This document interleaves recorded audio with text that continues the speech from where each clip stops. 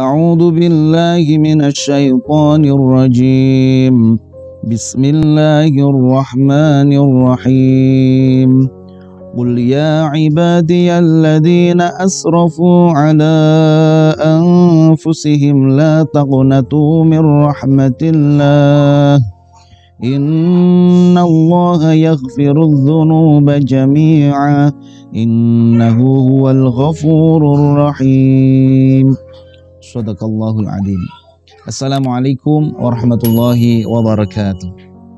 Alhamdulillah wassalatu wassalamu ala Rasulillah wa ala alihi wa ashabihi wa man walah, la haula wa la quwwata illa billah, amma ba'dah. Teman-teman semua, kita kembali di Zahratul Fatah Channel.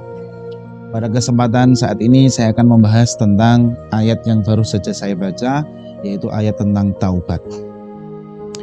Kita sering menjumpai ada orang yang putus asa dari rahmat Allah dalam bentuk dia merasa bahwa hidupnya itu sudah sangat jauh dari Allah.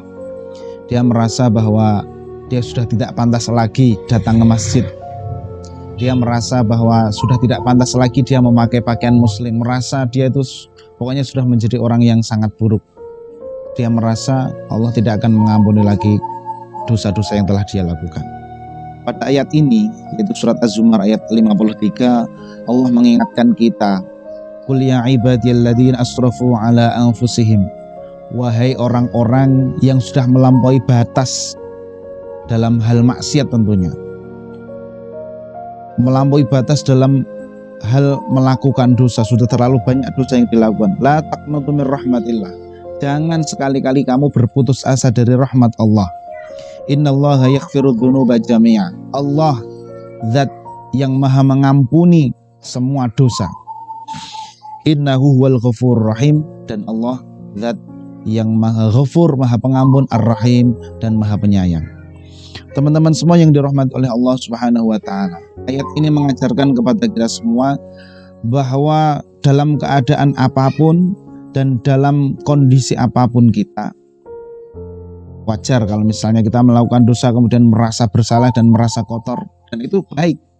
Tetapi tidak boleh kita berputus asa dari rahmat Allah. Karena misi utama dari setan adalah menjauhkan manusia dari Allah Subhanahu wa ta'ala. Jadi setan itu kalau sekedar manusia melakukan dosa itu belum begitu puas. Ya puas, tetapi dia masih ragu-ragu. Karena begitu nanti dia minta ampun, bertaubat, Allah akan mengampuni dosanya, maka setan itu akan nelongso. Alangkah manusia itu beruntung sekali dia melakukan dosa, dia minta ampun, diampuni oleh Allah, diberi ampun oleh Allah.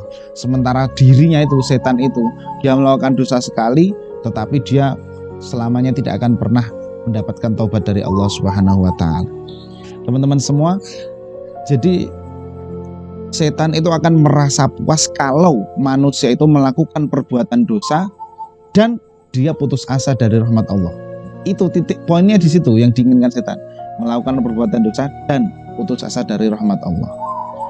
Karena itu melalui ayat ini kita harus mengingat, dan barangkali ada teman kita yang merasa seperti itu, harus kita ingatkan bahwa la taqnatu min rahmatillah. Allah sendiri mengingatkan jangan sampai putus asa dari rahmat Allah. Dosa ya dosa, tetapi kemudian segera diikuti dengan taubat. Ada sebuah hadis yang menyebutkan, jadi diriwayatkan dari Hasan Al-Basri rahimahullahu ta'ala anin Nabi sallallahu alaihi wasallam, dari sahabat Hasan Al-Basri, lam ahbatallahu azza wa jalla iblis alaihi la'nah qala bi'izzatika wa 'azamatika inni la ufariqu ibna adam hatta tafaraqa ruhuhu jasadahu. Di sini diceritakan bahwa iblis itu sudah bersumpah atas nama Allah, bi'izzatika wa 'azamatika, demi keagunganmu dan kemuliaanmu, saya bersumpah saya tidak akan pernah tidak akan pernah meninggalkan anak Adam, tidak akan pernah berlepas diri dari manusia sehingga ruhnya terpisah dari jasadnya. Artinya apa? Iblis sudah bersumpah akan menggoda manusia sampai manusia itu meninggal. Tetapi sumpahnya iblis ini dijawab oleh Allah Subhanahu wa ta'ala. Faqala Rabbu ta'ala wa 'izzati wa 'azamati la uhjibut taubata an abdi hatta yugharghiru biha. Dan sumpahnya iblis ini dijawab oleh Allah. demi kemuliaanku dan keagunganku, kata Allah.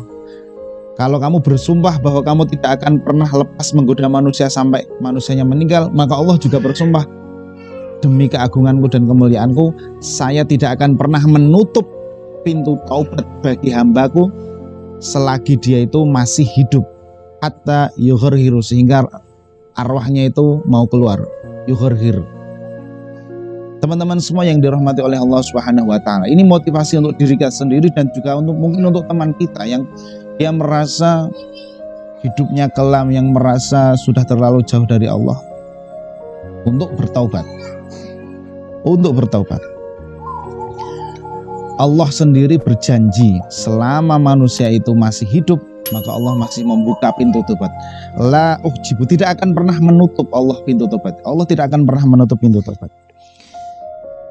Kalau teman-teman pernah menyimak sebuah pidato dari Syekh Ramadan Al-Buti, itu beliau pernah ditanya oleh seorang pemuda yang pemudanya itu dia mabuk dan tidak bisa berhenti gitu. Kemudian curhat kepada Syekh Al-Buti, wahai Syekh Al-Buti, bagaimana ini? Saya selalu ingin tobat, tapi begitu saya ingin tobat, saya mengulanginya lagi. Kemudian saya mencoba tobat lagi, kemudian mengulanginya lagi. Tobat lagi, mengulangi lagi. Kemudian Syekh Al-Buti menjawab, wahai anak muda, kamu dan aku sama saja.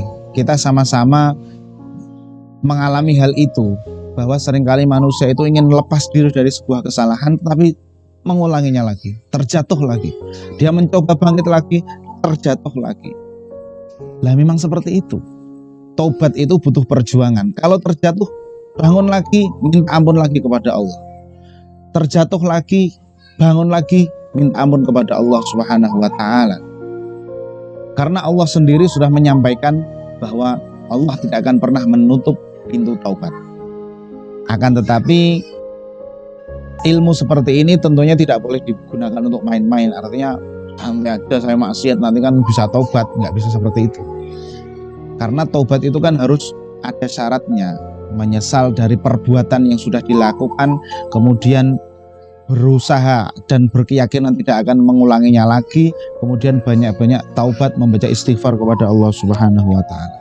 Teman-teman semua, tentang taubat atau membaca istighfar ini dicontohkan oleh Kanjeng Nabi Muhammad sallallahu alaihi wasallam.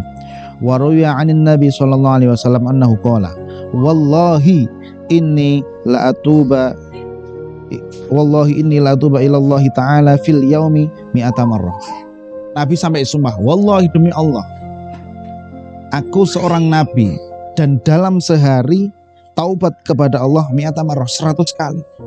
Di hadis lain disebutkan, wallahi inni la astaghfirullah fi kulli yaumin 70 marratan. Hadis lain disebutkan Nabi istighfar dalam sehari itu tidak kurang dari 70 kali.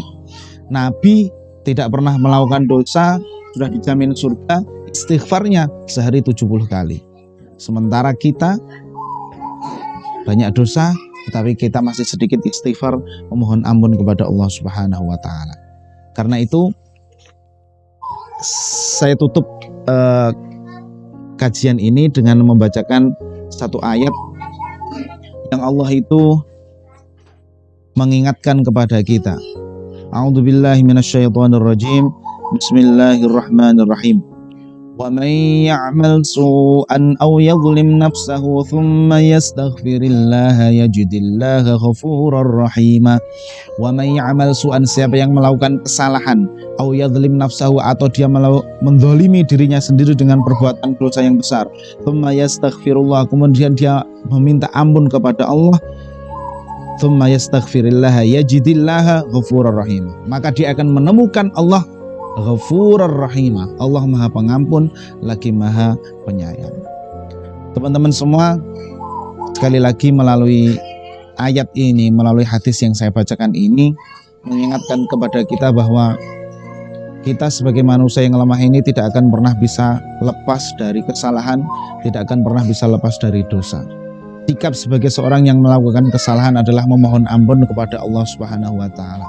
Kalau ternyata nanti terjatuh lagi pada kesalahan yang sama, maka meminta ampun lagi sampai akhir hayat seperti itu.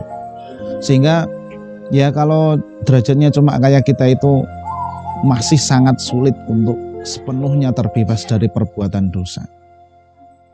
Sehingga mari di bulan suci Ramadan yang mulia ini kita manfaatkan sebaik-baiknya, terutama di 10 hari terakhir ini, untuk meminta ampun kepada Allah Subhanahu wa Ta'ala atas dosa-dosa yang pernah kita lakukan, dosa yang kita ingat dan dosa yang tidak kita ingat, dosa yang diketahui oleh orang lain dan dosa yang tidak diketahui oleh orang lain. Ini adalah momen yang penting bagi kita untuk membersihkan lahir batin kita, terutama memohon ampun kepada Allah Subhanahu wa Ta'ala. Sebagai penutup, saya akan membacakan Sayyidul Istighfar, yaitu Sayyidul Istighfar artinya Sayyid ya penghulu atau pemimpin istighfar. Allahumma anta rabbi la ilaha illa anta khalaqtani wa ana abduka wa ana ala ahdika wa wa'dika mastata'tu a'udzu bika min syarri ma sana'tu abu'u laka bi ni'matika 'alayya wa abu'u bi dhanbi faghfir li fa innahu la yaghfiru dzunuba illa anta. Demikian yang dapat saya sampaikan, semoga bermanfaat. Kalau ada kesalahan saya mohon maaf. Wallahul muwaffiq ila aqwamit thoriq. Wassalamualaikum warahmatullahi wabarakatuh.